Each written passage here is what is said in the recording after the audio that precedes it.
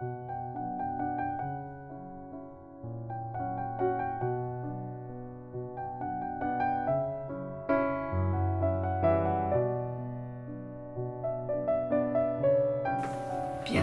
Alors, pour raconter les premières années de ma vie, il faut quand même que je vous dise que mes parents sont nés à Salonique, étaient nés à Salonique. Ils sont venus à Paris en 1927. Voilà, donc ils n'étaient pas encore mariés, ils se connaissaient, ils étaient amis d'enfance. Et mes parents, enfin mon père est venu à Paris parce qu'il était malade et que les docteurs en Salonique lui avaient dit que pour le sauver, il fallait qu'il aille voir des médecins français où il y avait une ville qui s'appelait Berck-Plage et où ils soignaient la tuberculose des os. Donc ma grand-mère, c'était des gens très riches, enfin qui avaient beaucoup de biens, a vendu tous ses biens qu'elle avait. Elle était déjà veuve, et elle est venue à Paris. Elle s'est installée où je suis toujours, c'est-à-dire au but de Chaumont. Elle a trouvé une usine de chaussures tressées et elle a mis ses enfants. Ils étaient 7, il y en a qui étaient petits, mais elle a mis tous ceux qui étaient assez grands pour pouvoir s'occuper de cette usine. Donc ça marchait très bien. Il a retrouvé ma mère qui était très amie avec ses sœurs. Ils se sont mariés en 1937. Bon, donc ils étaient heureux. C'était parfait. Et puis a commencé la guerre de la France avec l'Allemagne, quoi. Et là, au début, les frères de mon père, qui étaient bien, ont été, comme tous les étrangers, ils ont dit qu'il fallait combattre pour la France. Et ils sont partis à la Légion étrangère. C'est-à-dire que tous les gens qui voulaient combattre pour la France devaient aller à la Légion étrangère. Et mon père est resté pour garder cette usine. Oui, c'était vraiment bien, enfin, il y avait tout, quoi. Tout était parfait. La guerre éclate, ils ne se méfient pas du tout, eux. Ils continuent à vivre normalement. Moi, je nais en 1939, 1er septembre, pas de problème, ça se passe bien. En 40, ça bouge. Ça bouge, c'est-à-dire qu'il y a l'armistice, il y a Pétain. Je pourrais même pas dire Monsieur Pétain, c'est Pétain, uniquement Pétain. Et il commence, en accord bien sûr avec Hitler, à commencer. Oh, ça a été comme ça, d'un coup, de commencer à enlever le peu. Enfin, ça a été d'abord les fonctionnaires. Ils n'avaient plus le droit d'avoir des fonctions de fonctionnaires. Après, c'était les avocats, les médecins. Et puis petit à petit, 40, 41.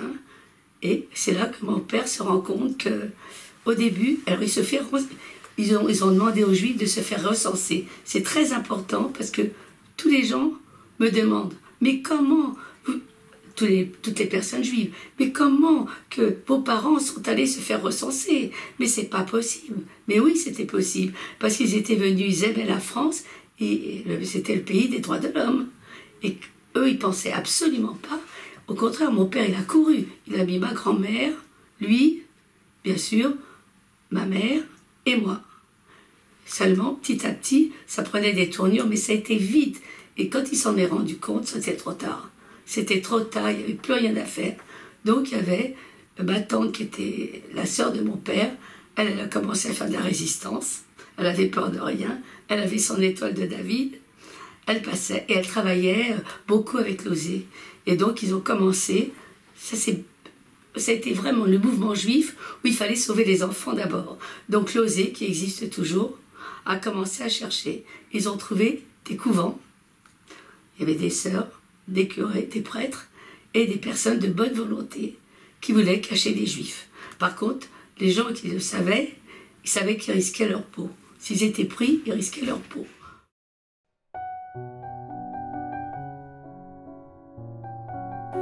Finalement, ma tante nous trouve, mon cousin, c'est-à-dire le fils de la sœur de mon père, mon cousin Germain, me trouve une famille, mais pas loin de Paris.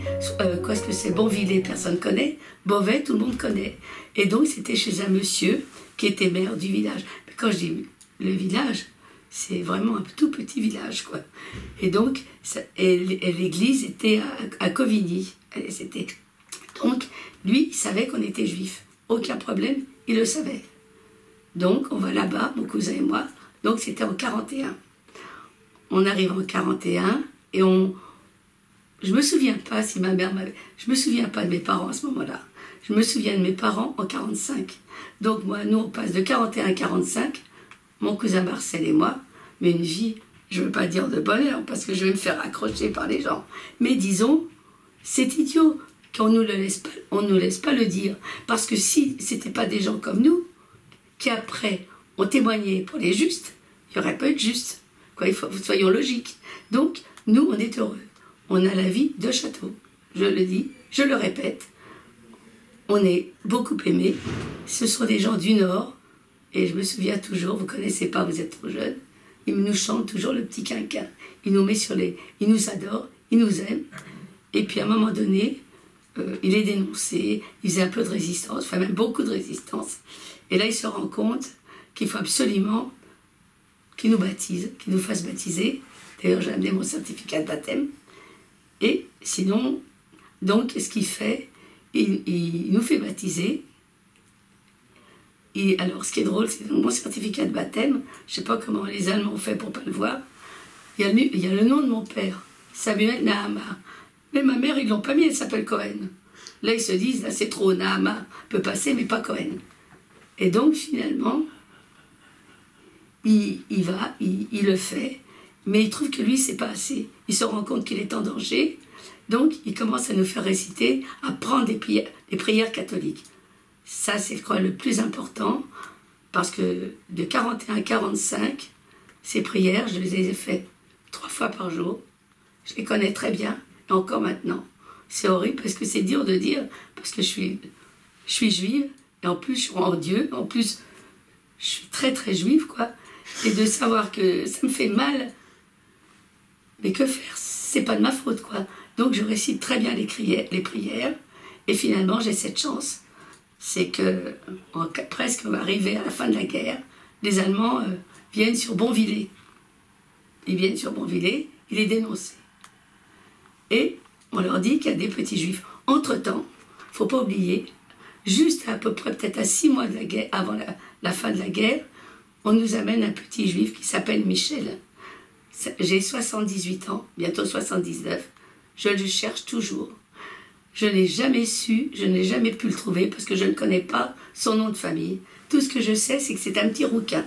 J'ai lancé bien avant, ça fait longtemps, sur Radio Juive, j'ai cherché partout. Je n'ai pas de nouvelles. Ça a été comme ça, j'ai pas une nouvelle de lui. Donc, il apprend lui aussi, enfin, il apprend vite les prières. Et alors, mon papa Lolo, je l'appelais papa Lolo, maman Lolo. Il est dénoncé. Et les Allemands viennent me chercher. Et alors ils nous disent, non, ils ne sont pas juifs. Ses parents travaillent à Paris, ils ne sont pas juifs. Alors ils m'appellent et ils me demandent, et ça je m'en souviens très très bien, peut-être la seule chose, t'es catholique, fais ta prière. Je commence à faire ma prière, je la connais par cœur, c'est affreux parce que quand j'ai emmené, enfin, je suis gênée quoi de le dire, je connais par cœur, faites signe de croix, je le fais. Parce qu'ils nous emmenaient tous les dimanches à l'église. Et on avait un chapelet et tout ça. Et j'adorais ça. On mangeait du bœuf carotte. Maintenant, et on était heureux, je vous montrerai les photos. On avait une maison magnifique, un chien, on avait un jardin. Enfin, on était très heureux tous les deux. Et mon cousin et moi, on s'entendait très bien. Il est encore vivant. Lui est à Rio de Janeiro maintenant. Et ça serait presque une autre histoire à raconter. Et c'est trop long. Ça serait l'histoire de mon cousin qui est resté catholique et qui ne savait pas qu'il était juif. Et ça, c'est encore autre chose. Mais en fait, il est venu chez nous il y a 2 mois pour me voir. J'ai des liens très affectifs avec lui. Je ne peux pas vous expliquer. On a été élevés ensemble, on a subi la guerre. Et quand il vient, c'est bizarre parce qu'on se souvient des choses. Des fois, ce n'est pas les mêmes. C'est bête, mais c'est comme ça. Mais j'ai quand même, quand je le vois, j'ai mon cœur qui... Il y a quelque chose qui fait qu'on reste en contact. On sait qu'il va mourir d'un côté, moi de l'autre. Il est à Rio, moi je suis à Paris. Mais bon, puis c'est tellement différent, mais on reste en... Voilà.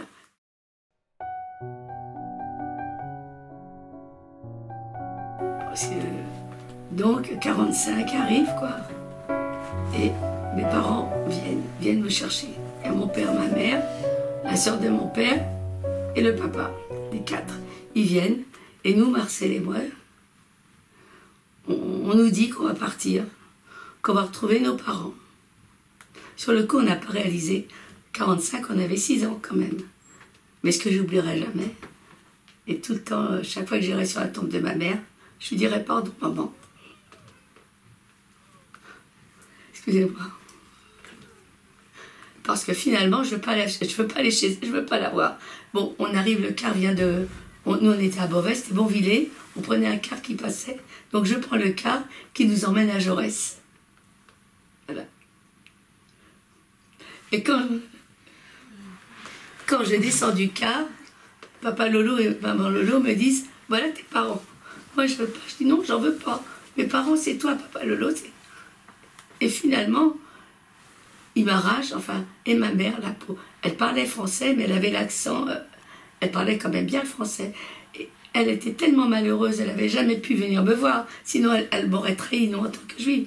Donc ce qu'elle fait, elle m'attrape, comme toutes les mamans, et elle me traite en disant, mamie chérie, mon amour. Et moi, je voulais pas aller avec elle, je voulais pas, elle criait fort, ça m'énervait. Enfin, moi, c'est, en plus, Marcel, lui, retourne chez ses parents, la sœur de mon père. Moi, je retourne chez les miens, aux 3 rues du Plateau. C'est-à-dire que, en attendant, les Allemands, je suis obligée de parler, ont pris l'usine de mon père, ont pris leur maison, ont tout pris. Ils auront tout pris. Donc, ils sont maintenant aux 3 rues du Plateau, 4e étage, avec l'ascenseur, avec les toilettes au 3e étage. Un 2 pièces, petite cuisine, mais on est au but de Chaumont, voilà. Bon. Et donc, c'est pas possible. Moi, j'étais dans une belle maison.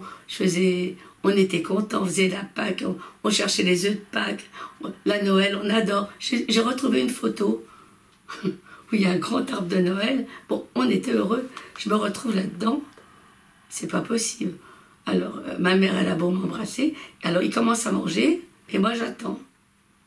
J'attends. Mais elle ne savait plus, ma mère, comment faire. Alors, vous savez, chez nous, chez les Juifs de Salonique, on fait des boulettes. Ma mère, que ce soit pour le bien, pour le mal, on a toujours des boulettes. Moi, j'ai été élevée avec des boulettes, ma fille a été élevée avec des boulettes, et mes petits-enfants avec des boulettes. C'est-à-dire que même le Shabbat, je fais des boulettes. Il n'y a pas de problème. Donc, c'est comme ça. Des fois, je rajoute pour mon mari de la viande, mais c'est comme ça. Donc, ma mère avait des boulettes, que je ne connaissais pas du tout, les boulettes et le riz. C'était pas possible. Et j'attendais. Alors, mon père me dit, mange, mange. Je dis non. Alors, il me dit, pourquoi? Le pain. Alors, mon père, il dit, oui, il y a le pain. Mais j'attendais parce que quand on mangeait chez les catholiques, il fallait faire la croix sur le pain. Alors, mon père a fait la croix. Oh, mon père, le pauvre. Enfin, quand on connaît mon père, il commence à faire me dit, c'est pas la croix. Enfin bon, j'en ris, mais bon, c'était très dur. Finalement, je me rends compte que j'étais très très malheureuse au départ. Je vais à l'école, on m'a inscrit à l'école, je suis timide, je suis dans mon coin, et ça va pas. Ça va pas, je me sens malheureuse. Alors les petites copines que je peux avoir, il y a pas mal de petites juives polonaises qui sont comme moi, qui sont aussi malheureuses que moi, donc on essaie de s'accrocher. Il y en a une, elle est partie en Israël, presque tout de suite après. Je suis malheureuse, j'arrive pas à me... Et un jour, je dis à ma mère, je voudrais aller au catéchisme, c'est le jeudi. À l'époque, c'était pas le mercredi, c'était le jeudi qu'il y avait école. Ma mère m'a dit, mais non, t'es juive. Ah non, moi je veux pas être juive. Mais comment on fait pour retourner? Je vais être catholique, moi. Moi je veux papa Lolo, maman Lolo. Et ça a duré pendant pas mal de temps. Maintenant, ma mère, c'était quelqu'un que j'ai après adoré. Je ne pouvais plus me passer d'elle. C'est-à-dire que je ne sais pas ce qui s'est passé. Un psychiatre me l'expliquerait. C'était fusionnel avec ma mère. C'était fusionnel. Quand elle était malade, je l'ai prise chez moi. Elle est morte chez moi. Mon père, pareil. Mais mon père, c'était le gros toutou. Lui, autant il était mec quand il était venu me chercher. Après, il aimait bien et tout. Mais ma mère, c'était quelqu'un de sensible. Et là, je me rends compte que je me suis rendu compte que j'ai fait beaucoup, beaucoup de mal. Elle a beaucoup souffert. Et jusqu'à ça, même après, quand je vais au cimetière, je dis maman, excuse-moi, pardonne-moi papa, pardonne-moi maman. Ce n'était pas de ma faute. Et petit à petit, malgré tout, je retrouve la famille de mon père, mes cousins que je connaissais pas. On commence à... Mais ce qu'il y a, c'est que mes parents ont tellement perdu de monde à Salonique. Tous, sauf un cousin et une cousine. C'est tout. Mon père, à Paris, c'est pareil. Il y a des rafles, donc ils sont surtout dans le 9e. Ils sont aux côtés du Square Motolon.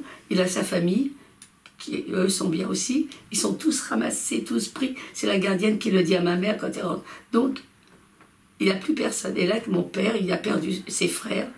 Il a perdu, enfin, il lui reste un frère, et plus 2 frères. Donc, il est malheureux et il commence une dépression nerveuse. Une dépression nerveuse qui va durer jusqu'à le mariage. Je connais mon mari, j'ai cette chance de le connaître jeune, parce qu'il nous a sortis un petit peu de cette tristesse qu'on avait tous dans notre famille. Mais ce qui était bizarre, c'est que dans ma famille, la famille Nahama, enfin tous mes cousins, mes cousines, où je suis très attachée, quand c'était les fêtes juives, pour nous c'était un renouveau. J'ai jamais compris pourquoi. Je reconnaissais plus ma mère, je reconnaissais plus mes tantes. C'était un renouveau. On était heureux, mais vraiment heureux. On faisait Pessah, on faisait Rosh Hashanah, et là c'était... tout le monde était content, tout le monde était bien. Puis après, mon père, il recommençait. Alors, comme on lui avait tout perdu, des fois il en avait marre, il était dépressif, fallait que j'appelle mon oncle, il voulait se jeter par la fenêtre. Enfin, ça a été comme ça. De toute façon, dans ma cuisine, dans ma famille, on a tous des parents un peu... Enfin bref, c'est grâce à mon mari qu'on a un peu retrouvé la joie.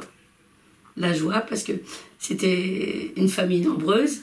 Je ne savais pas ce que c'était. Moi, je suis restée toute seule. Et ils étaient gays. Ils venaient de Tunisie. Ils étaient gays. Ils étaient gays et puis gentils. Gentils parce que à chaque fois quand il y avait des fêtes, je me suis mariée très jeune. J'ai ma fille, j'avais 20 ans et demi. Et ben ils disaient, faut pas laisser tes parents. Ils nous appelaient. C'était la joie de vivre, quoi. C'était. Et donc ça a fait du bien. Et le plus qui a fait du bien, c'est pas mon mariage encore. C'est quand ma fille est née. Ça a été... Mes parents, ça a été la joie que j'aurais donnée. Ils ont adoré, mais adoré à un point. Si, ils adoraient ma fille, mais c'était presque... Je disais, mais maman, c'est la mienne.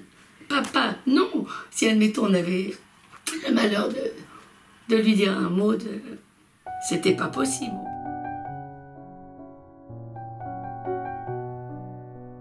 Alors, voilà comment ça s'est passé.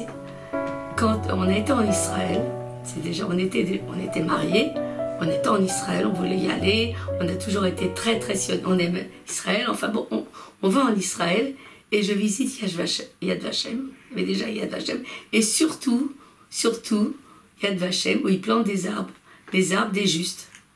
Et ça m'intrigue parce que c'est Jérusalem et qu'il commence, c'est déjà assez... Mais on travaillait tous les deux, donc on s'y intéresse. Mais sans plus. Puis quand même, au bout d'un moment, ça me travaille. Et je dis, tu sais, on devrait retourner en Israël. On va voir là où ils plantent les arbres pour les justes. Je dis, si j'emmenais moi, papa Lolo et maman Lolo. Alors mon mari me dirait, bon ben viens, on va aller voir Yad Vashem. On se présente Yad Vashem comme si c'était... Et je commence à raconter mon histoire. Je dis, mais madame, votre histoire, on veut des témoins. Je dis, des témoins? Ben, madame, enfin je commence à me fâcher. Mais ils avaient raison. Vous pouvez me dire n'importe quoi, mais on veut des témoins. Mais je dis, comment voulez-vous que je trouve des témoins? Ils sont morts. Ils étaient plus âgés que mes parents. Ils avaient une fille, elle est morte. Il n'y a aucun témoin. Je dis, madame, je ne peux rien faire. On continue à travailler, on reste plusieurs années, on prend notre retraite, et là, on ne prenait pas encore... Enfin, on était presque sûr. Ça me travaille. Et je dis à mon mari, et si on recommençait à faire des recherches. Et là, c'est le plus intéressant, parce que je dis, je vais aller à Beauvillers, mais bon, la maison, elle était prise, on me l'a fait visiter quand même, et entre parenthèses, on me dit, j'explique mon cas, c'est un monsieur qui avait repris cette maison, et on m'explique, on me dit, bah, tiens madame, c'est très curieux, il y a un monsieur qui était roux, qui a sonné en disant, je veux voir la maison, c'est là où j'ai été cachée, à la fin de la guerre presque. Donc, il leur dit, attendez, on va rentrer, on vous fait rentrer. Le temps qu'ils arrivent, le monsieur, il pleurait tellement, il n'a pas voulu rentrer, il est parti. Bon, il me dit ça, je laisse mon numéro, mon téléphone, je dis, écoutez, si jamais il revient, vous me le dites, je voudrais le voir, j'explique. Bon. Et là-dessus, je me suis dit, je ne sais pas comment c'est venu, avec toujours mon mari, tous les deux, on dit, mais si on allait voir la mère, il n'y a pas de raison, la mairie. On arrive à la mairie, et on tombe sur une dame, Madame Pitt, je l'ai eue ce matin, je lui ai dit que je parlais d'elle, c'est l'adjointe au maire. Je lui ai dit, est-ce que vous êtes d'accord que je parle de vous? Mais bien sûr, Madame Yadan. Elle s'intéresse, elle est chrétienne, elle s'intéresse à ce que je lui dis, dans quelque chose formidable. Elle me dit, Mamie Yadan, il faut absolument qu'on trouve quelque chose, qu'on trouve le moyen de trouver des témoins. J'ai dit, comment? Attendez, je connais le Père François. Le Père François? Mais oui, mais vous croyez qu'il va... Je vous le présente, vous allez voir. Bon, on y va, on est reçu dans ça, c'était à Covigny, parce que c'est tellement petit, Bourvillers. On est reçu à Covigny, très bien, il nous offre l'apéritif, très étonné.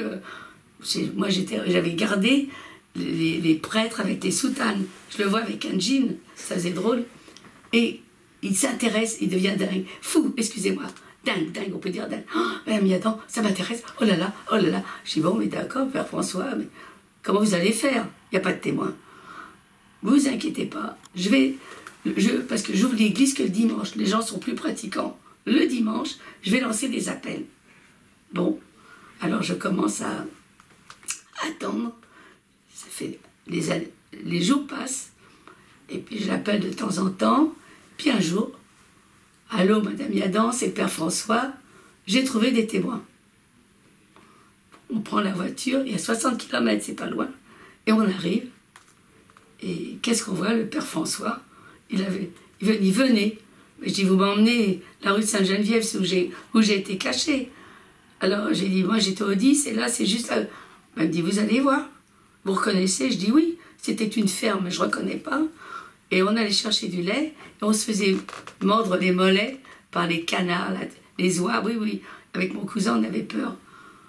Donc on y va, il y avait un monsieur, il ne me reconnaît pas, je ne le reconnais pas. Et il me dit, tu es la petite fille, il me tutoie carrément, tu es la petite fille avec des nattes, c'est toi. T'es un petit garçon, comment ça? Il dit, moi je vais être le témoin. Et c'est monsieur Raphaël. Monsieur Raphaël, j'ai dit, mais vous êtes sûr? Mais il m'en faut 2. Il m'en faut 2 témoins. Alors, donc, finalement, j'ai dit, bon, alors il commence à rechercher, Madame Pitt s'en mêle, elle en parle au maire, enfin, tout le monde, la mairie de Cavigny, complètement, oh, tout le monde pense, j'y retourne, j'y vais, je suis reçue comme une reine, on nous invite au restaurant, enfin, tout est bien, mais on n'a toujours pas le deuxième témoin. Et finalement, il arrive à trouver quelqu'un quand même, Raphaël. Lui, il est à la retraite. Cette maison, c'est la maison de ses parents qui était la ferme, il l'a transformée, ce n'est plus une ferme. Et à chaque fois que je vais chez lui, j'ai oublié de vous dire, quand le prêtre m'a amené la première fois, il nous avait reçus, il y avait du café, il nous reçoit, tout le monde pleurait. On pleurait tous. Mon mari, ce qu'il a fait, il a repris la voiture, il a acheté du champagne. Il voulait fêter ça avec du champagne. Et Raphaël a dit, moi je m'occupe de tout. On a pris une sympathie. Et malheureusement, il est mort juste là. Il n'a pas pu assister parce qu'il est mort le jour où j'ai fait la fête, une semaine avant. Ça a été pour moi, ça m'a fait beaucoup de peine. Et voilà, c'est comme ça qu'il y a eu... Donc on a continué et j'ai trouvé mes 2 témoins. Après, il m'en fallait quand même un 3e. Après, il commençait à dire... On faisait le dossier, on le ramenait chez Yad Vashem à Paris. C'était jamais ça, je commence à m'énerver. Et après, je dis, mais moi, j'étais cachée, mais j'avais mon cousin Claude qui était à, je sais pas, 10 km, il était caché. Et est-ce qu'il ne peut pas me servir comme témoin? Et ça marche. Et c'est comme ça. J'ai des lettres, j'écris une lettre Yad Vashem, ils me disent, bon, à ce coup-là, on fait attention, et finalement, c'est comme ça que j'arrive à les amener dans l'allée des Justes. Je fais une belle fête là-bas, Et je crois que c'est la plus belle chose que j'ai faite, c'est l'allée des justes.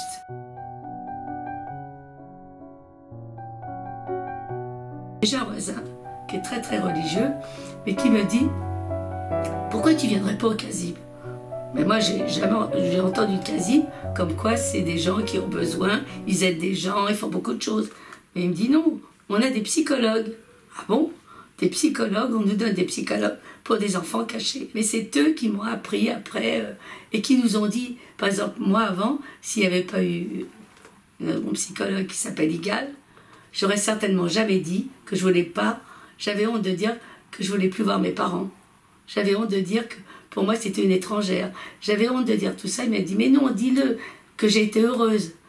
J'avais honte de dire que je voulais pas être juive, que je voulais être catholique. Tout ça c'est des choses que il me les a fait dire.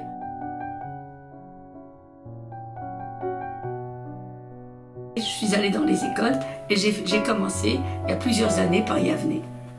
C'est comme ça que, avec toujours notre psychologue, qui est toujours au Casib, on le voit toujours. Maintenant, on a 2 psychologues et on a à peu près une quinzaine. Ça fait 10 ans qu'on y va. Et alors c'est eux, je crois, qui nous ont fait, qui fait que quand on a fait la première école, l'école Yavne, c'était toujours des élèves de 15e. Alors on les répartissait, il y avait 4 élèves, 5 élèves, et on faisait ça pendant une année. J'ai continué aussi avec des écoles laïques. C'était aussi, ça m'intéresse mieux en vérité. Puis finalement, quand on trouve que, on a trouvé les mots pour essayer de les toucher, de dire que nous, on était jeunes, on était rien, on est jeunes. Et quand on est jeune, on doit aimer tout le monde, on n'a pas de raison de détester. Pourquoi on déteste là? Donc ça marche. Alors là, je suis contente.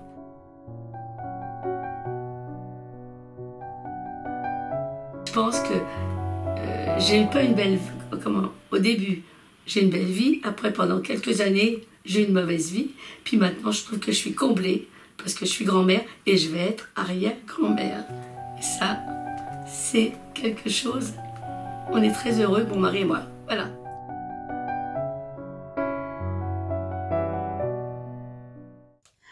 On nous demande toujours qu'est-ce qui va se passer lorsque nous serons partis.